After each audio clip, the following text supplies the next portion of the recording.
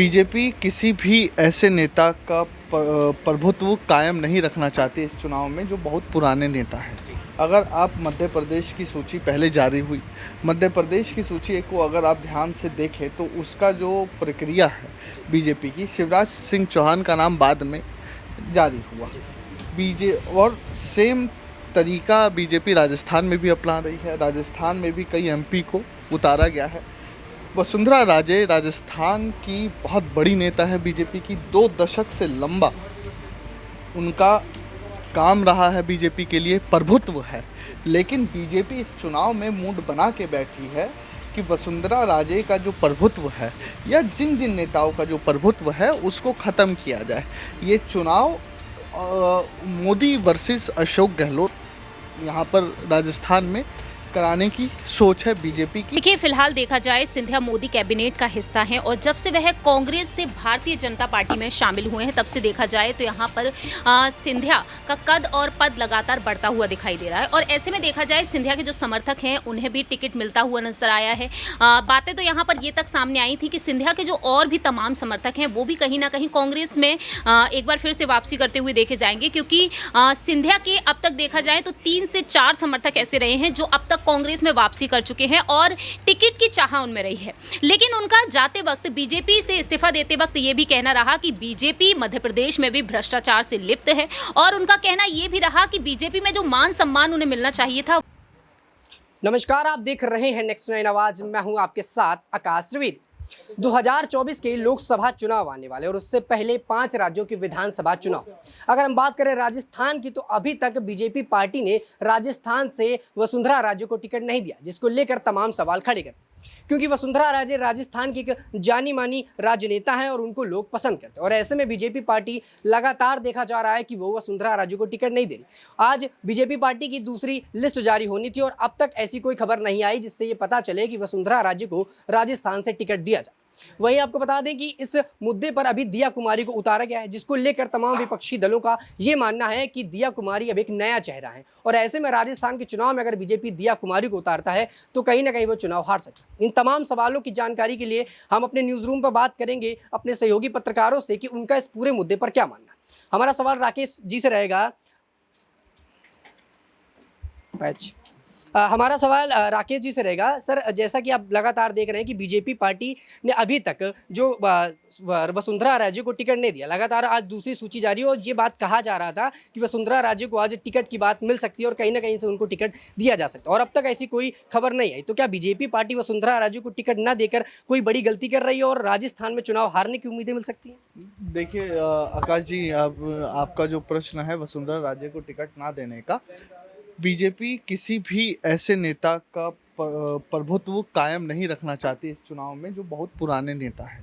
अगर आप मध्य प्रदेश की सूची पहले जारी हुई, मध्य प्रदेश की सूची को अगर आप ध्यान से देखें तो उसका जो प्रक्रिया है बीजेपी की, शिवराज सिंह चौहान का नाम बाद में जारी हुआ। और सेम तरीका बीजेपी राजस्थान में भी अपना रही है। राजस्थान में भी कई एमपी को उतारा गया है। वसुंधरा राजे राजस्थान की बहुत बड़ी नेता है बीजेपी की। 2 दशक से लंबा उनका काम रहा है बीजेपी के लिए, प्रभुत्व है। लेकिन बीजेपी इस चुनाव में मूड बना के बैठी है कि वसुंधरा राजे का जो प्रभुत्व है या जिन जिन नेताओं का जो प्रभुत्व है उसको ख़त्म किया जाए। ये चुनाव मोदी वर्सेस अशोक गहलोत यहाँ पर राजस्थान में कराने की सोच है बीजेपी की और यही सोच कांग्रेस की भी है। कारण ये है कि अगर राजस्थान का चुनाव आप देखेंगे, राजस्थान की जनता से बात करेंगे तो अशोक गहलोत सरकार ने बहुत से ऐसे काम किए हैं जो इस बार धरातल पर लोगों के पास पहुँचे हैं। इसके बनिस्पत बीजेपी के भीतर जो अंतरकलह मची हुई है, राजस्थान में ही खास तौर पर अगर आप बात कर रहे हैं तो राजस्थान में, तो इसकी वजह से बीजेपी चाहती है कि कोई भी डायरेक्ट क्षेत्रीय चेहरा लोगों के मन में ये धारणा ना कर जाए कि इनका मुकाबला अशोक गहलोत से है। क्योंकि अगर ऐसा होता है तो अशोक गहलोत जो बीजेपी के अभी मौजूदा नेता हैं उन पर भारी पड़ेंगे। चाहे अगर आप बीजेपी के जो क्षेत्र केंद्रीय नेता जिनको भेजा गया है राजस्थान, चाहे उसमें गजेंद्र सिंह शेखावत हो, राज्यवर्धन सिंह राठौड़ हो, ये जो तमाम अभी तो राठौड़ जी अभी जब उनका टिकट अनाउंस हुआ उसके बाद तो लोगों ने काला झंडा दिखाते हुए नारेबाजी भी कर दी कि कर्नल साहब मान जाओ, वापस चले जाओ। तो और राठौड़ साहब उतरे और उन्होंने अपने नाराज समर्थकों को या नाराज भाजपा के कार्यकर्ताओं को मिठाई भी खिलाई और उनसे बात करने की कोशिश की, लेकिन बात बन नहीं पाई। तो बीजेपी को ये बात अंदरूनी तरीके से पता है कि वहाँ पर जो क्षेत्रीय कलह और जूतम पैजार मची हुई है, उसकी वजह से वहाँ पर अगर मोदी वर्सेस अशोक गहलोत हो तो मामला बन सकता है। नहीं तो अगर क्षेत्रीय नेता वर्सेस अशोक गहलोत होगा तो 35 साल पुरानी जो परंपरा चली आ रही है राजस्थान की, 5 साल भाजपा 5 साल कांग्रेस, ये बदल जाएगा। तीसरी जो बड़ी बात है कि आखिरी में अशोक गहलोत ने ईआरसीपी करके वहाँ पर जातीय गणित भी बदल दिया है। अशोक गहलोत जिस जाति से आते हैं उनका समर्थन उनके साथ है।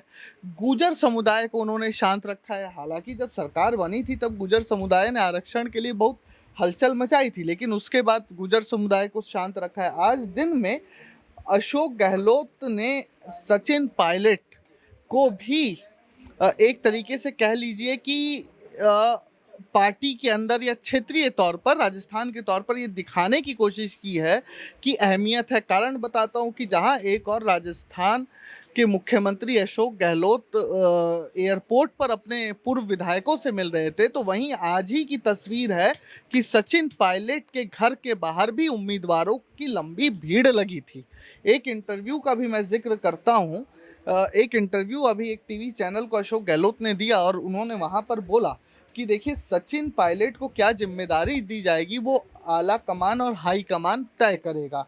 सचिन पायलट सीडब्ल्यूसी में आ गए और उन्होंने अप्रत्यक्ष रूप से ये भी कहा कि राजस्थान में भी सचिन पायलट की अहमियत है और सचिन पायलट अपना दबदबा रखते हैं। टोंक के अगर मैं इर्द गिर्द बात करूं, जैसे अभी जो एक मसला हुआ था रमेश बुद्रुड़ी का और उनको बना के भेजा था टोंक, प्रभारी बना के टोंक का भेजा है गुर्जर समुदाय को बांटने का, तो वो साधने के लिए बीजेपी के साथ। तो हालांकि मुझे लगता नहीं है रमेश बिद्रोड़ी बहुत ज़्यादा वो 25-30 सीटों को साध पाएंगे।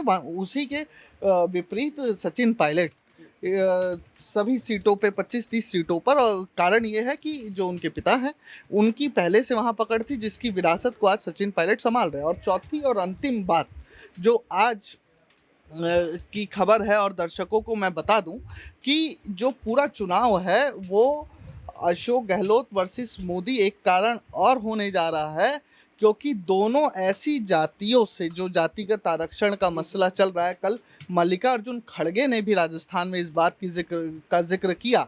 अगर आप भाजपा के शीर्ष नेतृत्व जो अभी राजस्थान में है उनमें से अधिकतर नेता स्वर्ण जाति के नेता हैं, तो भाजपा भी नहीं चाहती है कि पिछड़ी जातियों को छोड़ा जाए, जिसमें अगर आपको पीछे याद हो तो किरण रिजिजू को हटाकर अर्जुन राम मेघवाल को भी इसीलिए कानून मंत्री बनाया कि जो राजस्थान की दलित वोट है उसको भी साधा जाए। तो ये तमाम समीकरण है जहां पर राजस्थान के लिए बीजेपी तैयार है और वसुंधरा राजे को टिकट इसलिए नहीं दिया जा रहा, अभी आगे दे भी सकती है कि वसुंधरा राजे के प्रभुत्व को थोड़ा कम किया जाए। जी वाकई में देखिए, जैसा कि राकेश जी ने बताया कि इस मुद्दे पर अभी जो चुनाव है वो पीएम मोदी वर्सेस गहलोत होने वाला, मतलब कहीं ना कहीं बीजेपी पार्टी इस बात को समझती है कि इस बार पीएम फेस के तौर पर ही चुनाव लड़े जाएंगे। और ऐसे में लगातार कयास लगाए जा रहे हैं कि आखिरकार जब चुनाव हो जाएंगे तो कौन हो सकता है जो है राजस्थान का मुख्यमंत्री। और ऐसे में सवाल लेने के लिए हमारे साथ प्रांशी जी मौजूद हैं। उनसे मेरा एक सवाल रहेगा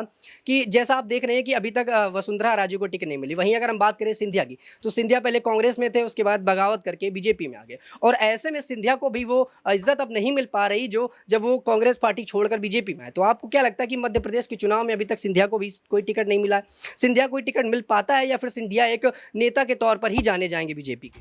देखिए, फिलहाल देखा जाए सिंधिया मोदी कैबिनेट का हिस्सा है और जब से वह कांग्रेस से भारतीय जनता पार्टी में शामिल हुए हैं तब से देखा जाए तो यहाँ पर सिंधिया का कद और पद लगातार बढ़ता हुआ दिखाई दे रहा है। और ऐसे में देखा जाए सिंधिया के जो समर्थक हैं उन्हें भी टिकट मिलता हुआ नजर आया है।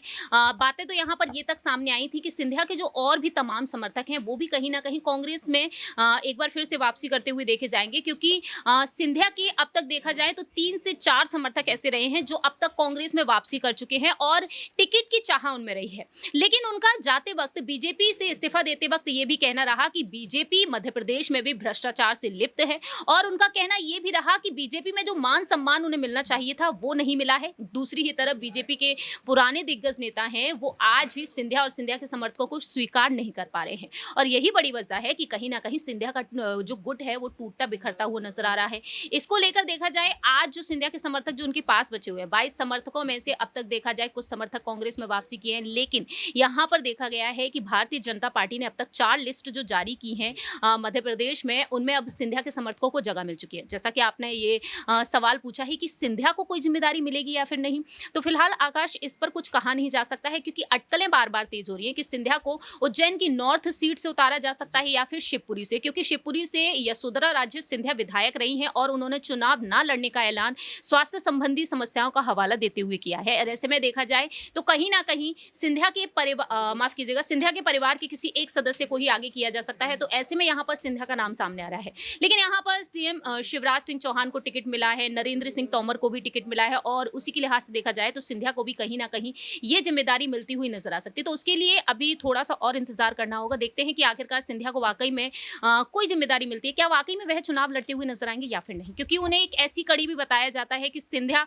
बीजेपी में आए तो बीजेपी को जीत मिल गई, कांग्रेस में थे तो कांग्रेस को जिताते हुए नजर आए थे। इसी वजह से यहाँ पर सिंधिया को लेकर सभी उनके समर्थक भी चाहते हैं कि उन्हें चुनाव लड़ने चाहिए। जी वाकई में जैसा कि प्रियांशी जी ने कहा कि अभी इस पर कुछ कहा नहीं जा सकता और आने वाले वक्त पर उनको टिकट जरूर दी जा सकती है। तो ऐसे में मेरा सवाल और जो इस वक्त उमड़ रहे हैं उनको लेकर मैं अपनी सहयोगी नेहा से पूछना चाहूँगा कि जिस तरह से लगातार जो है सचिन पायलट तमाम बयान दे रहे हैं, उसके बाद सिंधिया का एक बयान भी सामने आया था जिसमें सिंधिया ये कहते हुए नजर आए, अपने भाषण में बोलते बोलते इस बात का जिक्र कर गए कि कांग्रेस को वोट दे। तो कहीं ना कहीं आपको लगता है कि अभी भी सिंधिया के मन में कांग्रेस का वो जो प्यार था वो उमड़ रहा है, क्योंकि कई बार देखा गया है कि सिंधिया भाजपा के बयान देते देते कांग्रेस की बात कर जाते हैं। तो ऐसे में आपको क्या लगता है कि सचमुच सिंधिया अभी भी कांग्रेस में है और कांग्रेस को अपना मानते हैं?